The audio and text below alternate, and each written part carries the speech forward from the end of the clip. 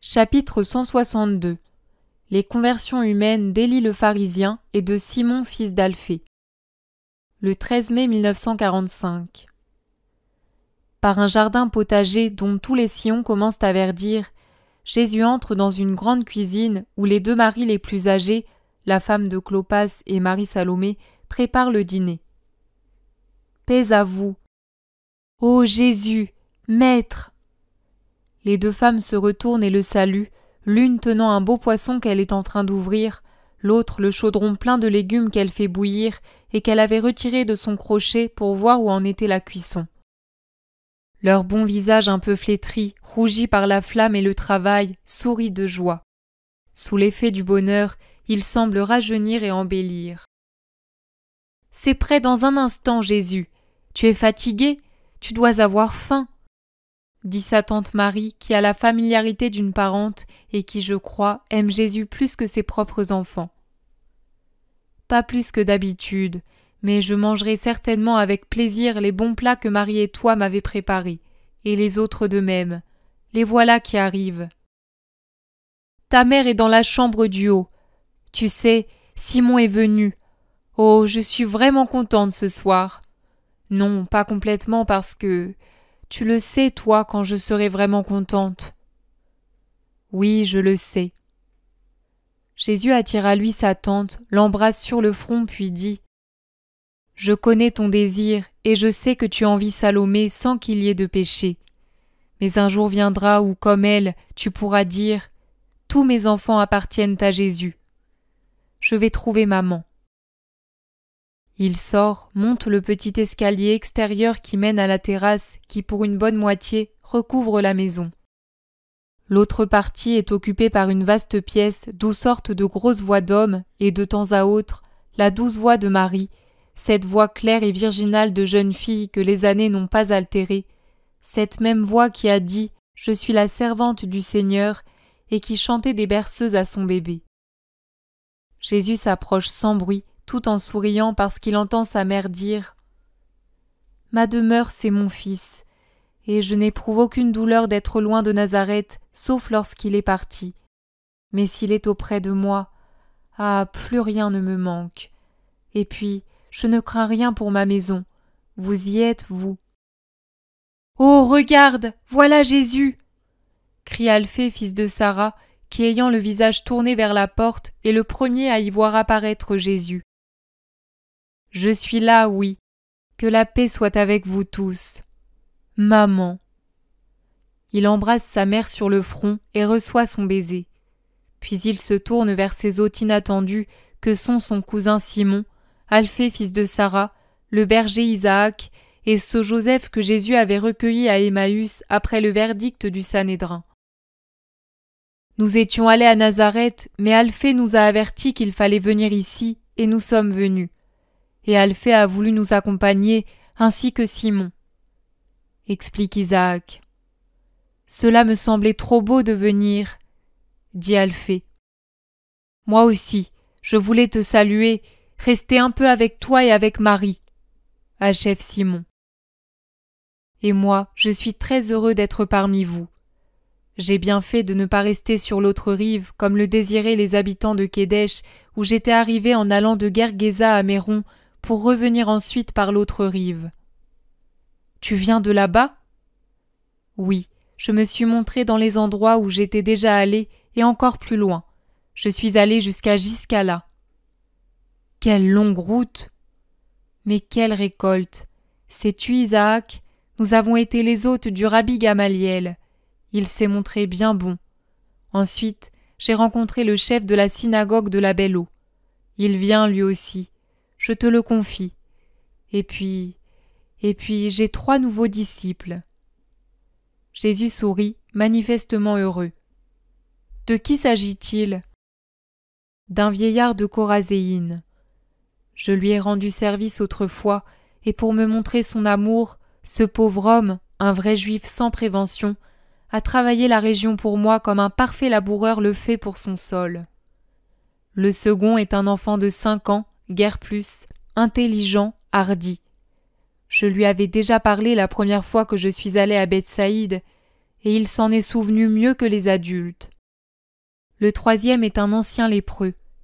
Je l'ai guéri un soir près de Chorazéine, il y a déjà longtemps, puis je l'ai quitté.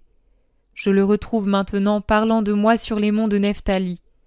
Et pour confirmer ses dires, il lève ce qui lui reste de ses mains, guéries mais partiellement diminuées, et il montre ses pieds, guéris mais déformés, avec lesquels il fait pourtant beaucoup de route.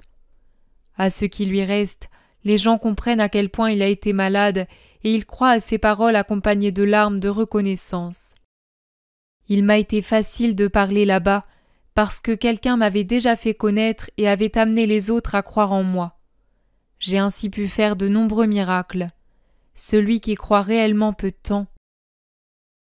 Alphée écoute sans mot dire. Il ne cesse d'acquiescer de la tête, alors que Simon baisse la tête sous le reproche implicite. Quant à Isaac, il jubile ouvertement de la joie de son maître qui va raconter le miracle accompli peu de temps auparavant sur le petit-fils d'Élie. Mais le dîner est prêt et les femmes, aidées par Marie, préparent la table dans la grande salle, apportent les plats, puis se retirent en bas. Seuls les hommes restent et Jésus offre, bénit et distribue les parts. Mais après quelques bouchées à peine, Suzanne m'ont annoncé « Élie est arrivé avec des serviteurs et de nombreux cadeaux, mais il souhaiterait te parler. » « Je viens tout de suite, ou plutôt fais-le monter. » Suzanne sort et revient peu après avec le vieil Élie, accompagné de 2 serviteurs qui portent un grand panier. Derrière, les femmes, Marie exceptée, observent avec curiosité. « Que Dieu soit avec toi, mon bienfaiteur !» salue le pharisien. « Et avec toi, Élie. Entre. Que veux-tu? Ton petit-fils est encore malade ?»« Oh, il va très bien. Il saute dans le jardin comme un cabri. Mais tout à l'heure, j'étais tellement bouleversée, tellement sans dessus-dessous que j'ai manqué à tous mes devoirs. Je désire te prouver ma reconnaissance et je te prie de ne pas refuser les petits cadeaux que je t'offre. Un peu de nourriture pour tes disciples et pour toi. Ce sont des produits de mes domaines. Et puis, je voudrais t'avoir à table demain pour te dire encore merci et te faire honneur en compagnie d'amis. Ne refuse pas, maître. Je pourrais croire que tu ne m'aimes pas et que si tu as guéri Élisée, c'est seulement par amour pour lui, pas pour moi. » Je te remercie, mais ces cadeaux n'étaient pas nécessaires. Tous les grands et les savants les acceptent, c'est l'usage. Moi aussi, mais il y a surtout un cadeau que j'accepte bien volontiers, que je cherche même. De quoi s'agit-il? Dis-le-moi, si je le peux, je te l'offrirai. Il s'agit de votre cœur, de votre pensée. Donnez-les-moi pour votre bien. Mais je te les consacre, Jésus béni. En douterais-tu? J'ai eu des torts envers toi, mais maintenant j'ai compris. J'ai aussi appris la mort de Doras qui t'avait offensé. Pourquoi souris-tu, maître? Un souvenir. Je pensais que tu ne croyais pas à ce que je disais. Oh si, je sais que la mort de Doras t'a ému plus encore que le miracle de ce soir. Mais ne crains pas Dieu, si réellement tu as compris, et si réellement tu veux être dorénavant l'un de mes amis. Je vois que tu es vraiment un prophète. Moi, c'est vrai, je craignais davantage. Je venais surtout à toi par crainte d'un châtiment semblable à celui de Doras. Et ce soir je me suis dit, voilà, le châtiment est venu. Il est encore plus atroce parce qu'il n'a pas frappé le vieux chêne dans sa propre vie, mais dans ses affections, dans sa joie de vivre, en foudroyant le petit chêne qui faisait toute ma joie. C'est cela qui m'a amené plus encore que mon malheur. J'avais compris que cela aurait été juste, comme pour Doras. Tu avais compris que cela aurait été juste, mais tu ne croyais pas encore en celui qui est bon. Tu as raison, mais maintenant ce n'est plus la même chose, j'ai compris. Alors, tu viens chez moi demain? Élie, j'avais décidé de partir dès l'aurore. Mais pour que tu ne puisses pas t'imaginer que je te méprise, je repousse mon départ d'1 jour. Demain, je viendrai chez toi. Ah, tu es vraiment bon, je m'en souviendrai toujours. Adieu, Élie, et merci pour tout. Ces fruits sont superbes, ces fromages doivent être très crémeux. Le vin est certainement des meilleurs. Mais tu pouvais tout donner aux pauvres en mon nom. Il y en a pour eux aussi, si tu veux, au fond. C'était une offrande pour toi. Alors nous distribuerons celle-là ensemble, demain avant ou après le repas, comme tu veux. Que la nuit te soit paisible, Élie. À toi de même. Adieu. Il s'éloigne avec ses serviteurs. Pierre, qui a vidé avec une mimique expressive tout ce que contenait le panier pour le rendre aux serviteurs, pose une bourse sur la table devant Jésus et, comme s'il terminait une réflexion intérieure, constate « Ce sera bien la première fois que ce vieil hibou fait l'aumône. » C'est vrai, confirme Matthieu. Moi, j'étais avare, mais lui, il me dépassait. Par son usure, il a multiplié ses biens par 2. Eh bien, s'il se repent, c'est beau, n'est-ce pas? Dit Isaac. Oui, c'est beau, et il semble bien qu'il en soit ainsi, approuvent Philippe et Barthélemy. Le vieil Élie converti? Ah! Pierre rit de bon cœur. Simon, le cousin de Jésus, qui est resté pensif, dit Jésus, je voudrais te suivre, pas comme tes apôtres, mais au moins comme les femmes. Permets-moi de m'unir à ma mère et à la tienne. Tous viennent. Moi qui suis ton parent, je ne prétends pas avoir une place parmi eux, mais au moins comme cela, comme un bon ami. Que Dieu te bénisse, mon fils, comme j'attendais ces mots de ta part, s'écrie Marie, femme d'Alphée. Viens, je ne repousse personne et ne force personne. Je n'exige pas non plus tout de tous. Je prends ce que vous pouvez me donner. Il est bon que les femmes ne restent pas tout le temps seules quand nous irons dans des régions qui leur sont inconnues. Merci, mon frère. Je vais l'annoncer à Marie, dit la mère de Simon avant d'achever. Elle est déjà en bas dans sa petite chambre et elle prie. Elle en sera bien contente. Le soir tombe rapidement. On allume une lanterne pour descendre par l'escalier, déjà dans la pénombre du crépuscule. Les uns partent à droite, les autres à gauche pour se reposer. Jésus sort et va au bord du lac. Le village est parfaitement calme, les rues désertes de même que la rive, et il n'y a personne sur le lac en cette nuit sans lune. Il n'y a que les étoiles dans le ciel et le clapotis du ressac sur la grève. Jésus monte dans la barque tirée sur le rivage, s'y assied, pose un bras sur le rebord, y appuie la tête et reste dans cette position. Matthieu le rejoint très prudemment. « Tu dors, maître » demande-t-il doucement. « Non, je réfléchis. Viens ici avec moi puisque tu ne dors pas. » Tu m'as paru troublé et je t'ai suivi. N'es-tu pas content de ta journée? Tu as touché le cœur d'Élie. Tu as trouvé Simon, fils d'Alphée, comme disciple. Matthieu, tu n'es pas un homme simple comme Pierre ou Jean. Tu es subtil et instruit. Sois donc franc. Serais-tu heureux de ces conquêtes? Mais, maître, ils sont toujours meilleurs que moi, et tu m'as dit ce jour-là que tu étais très heureux de ce que je me sois converti.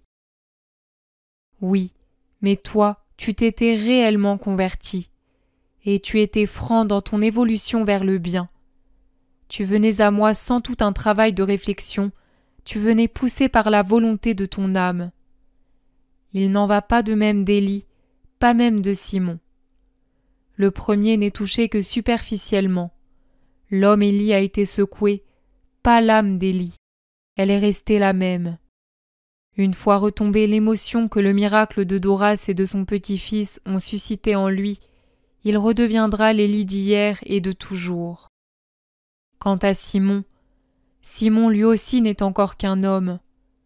S'il m'avait vu insulté plutôt qu'exalté, il m'aurait plaint et, comme toujours, il m'aurait quitté. Ce soir, il s'est rendu compte qu'un vieillard, un enfant et un lépreux savent faire ce que lui, mon parent, ne sait pas faire. Il a vu que l'orgueil d'un pharisien s'est plié devant moi, et il a décidé, moi aussi.